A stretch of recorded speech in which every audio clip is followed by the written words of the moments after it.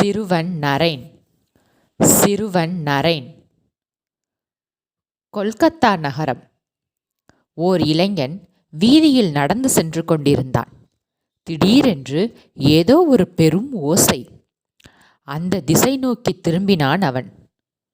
என்ன நடந்தது அங்கே?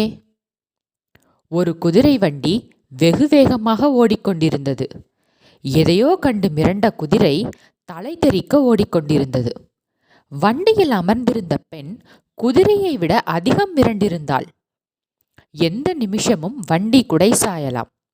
அந்த பெண்ணுக்கும் ஆபத்து நேரலாம்.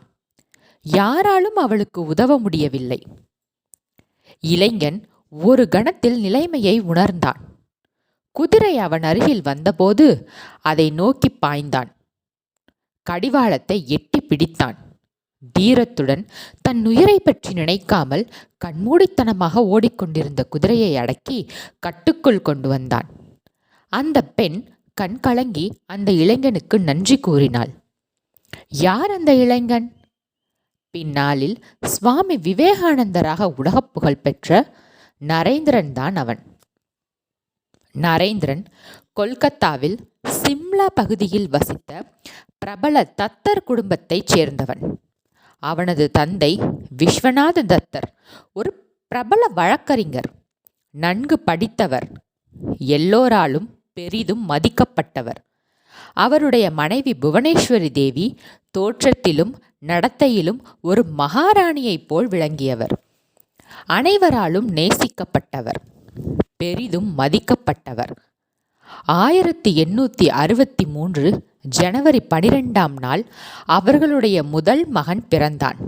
அவனுக்கு நரேந்திரநாத் என பெயர் சூட்டி மகிழ்ந்தனர். நரேன் அப்பப்பா படுவிஷமக்காரன். சில சமயங்களில் புவனேஸ்வரி தேவியால் அவனை அடக்கவே முடியாது. நரேன் இவ்வாறு ஓடி ஆடி கட்டுக்கு அடங்காமல் விஷமம் செய்யும் போது எப்படியாவது அவனை பிடித்து உச்சந்தலையில் குளிர்ந்த நீரை ஊற்றி சிவசிவ என்று அவன் காதுகளில் ஓதினால் அடங்கி விடுவான். சில சமயங்களில் இப்படி செய்துதான் புவனேஸ்வரி அவனை வழிக்கு கொண்டு வருவார். சிறுவன் நரேன் தன் தாயிடமிருந்து பல விஷயங்களை கற்றுக்கொண்டான். புவனேஸ்வரி தேவி இராமாயணத்திலிருந்தும் மகாபாரதத்திலிருந்தும் பல கதைகளை அவனுக்கு கூறுவார். ஸ்ரீராமரின் கதை நரேனுக்கு மிகவும் பிடிக்கும். அழகிய ராமர் சீதை பொம்மை ஒன்றை வாங்கி அதற்கு மலரிட்டு வழிபட்டு வந்தான் அவன். யாராவது ராமாயணம் படித்தால் அதை விரும்பி கேட்பான். வாழைத்தோப்பு ஹனுமானுக்கு பிடித்த இடம் என்று யாரோ கூறியதை கேட்ட அவன் ஒருமுறை ஹனுமானை காண வேண்டும் என்ற ஆவலில் வாழைத்தோப்பு ஒன்றில் நீண்ட நேரம் காத்திருந்தான். நரேனுக்கு தியானம் செய்வது மிகவும் பிடித்த விளையாட்டு. இரண்டொரு நண்பர்களுடன் ஒரு தனிமையான இடத்தில் ராமர், சீதை அல்லது சிவமூர்த்தியின் எதிரில் அமர்வான். கண்களை மூடி அந்த கடவுளை தியானிப்பான். இறைவனை பற்றிய நினைவுகளிலேயே மெய்மறந்து விடுவான். தன்னை சுற்றி என்ன நடக்கிறது என்பதே அவனுக்கு தெரியாது. ஒரு முறை நரேன் இவ்வாறு தியானம் செய்து கொண்டிருந்த போது ஒரு பாம்பு தரையில் ஊர்ந்து வந்தது. பயந்து போன மற்ற சிறுவர்கள் அந்த இடத்தை விட்டு ஓட்டம் பிடித்தனர். கூச்சலிட்டு நரேனையும் எழுந்து வரும்படி அழைத்தனர். ஆனால் நரேன் அசையவே இல்லை. தான் இருந்த நிலையில் அப்படியே இருந்தான்.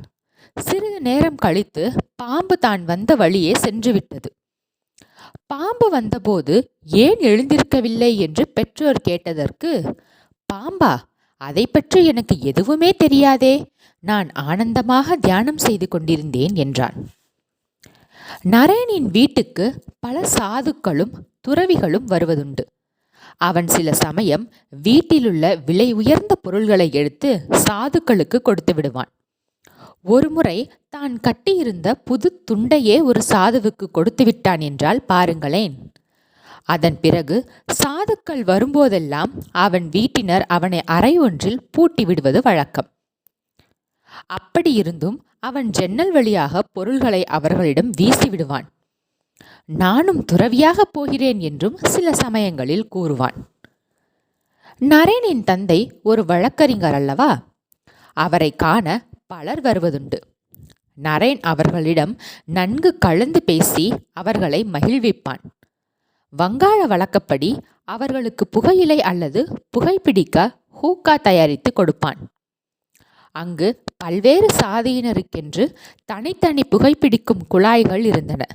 சாதி என்பது நரேனுக்கு ஒரு புதிராக இருந்தது. ஏன் ஒரு சாதியை சேர்ந்தவர் மற்ற சாதியினரோடு அமர்ந்து உணவருந்த அனுமதிக்கப்படுவதில்லை? ஒவ்வொரு சாதிக்கும் தனித்தனியாக ஏன் புகைப்பிடிக்கும் குழாய்? முஸ்லிம்களுக்கு என தனியே ஒரு குழாயும் இருந்தது. ஒரு சாதியினருக்காக வைத்திருந்த குழாயில் வேறு சாதியினர் புகைப்பிடித்தால் குழாய் வெடித்து விடுமா? கூரை சாய்ந்து விழுந்து விடுமா? என்றெல்லாம் நரேனின் மனதில் கேள்விகள் எழும். இதை சோதித்து அறிய நினைத்த அவன் எல்லா குழாய்களின் மூலமும் ஒரு முறை புகையிழுத்து பார்த்தான். ஒன்றும் ஆகவில்லை. அப்போது அங்கு வந்த விஸ்வநாத தத்தர், என்னப்பா செய்கிறாய் என்று கேட்டார். ஒன்றுமில்லை, சாதி பிரிவினைகளை உடைத்தால் என்னவாகும் என்று பார்த்தேன் என்றான். தந்தை சிரித்துக்கொண்டே தமது அறைக்கு சென்றார்.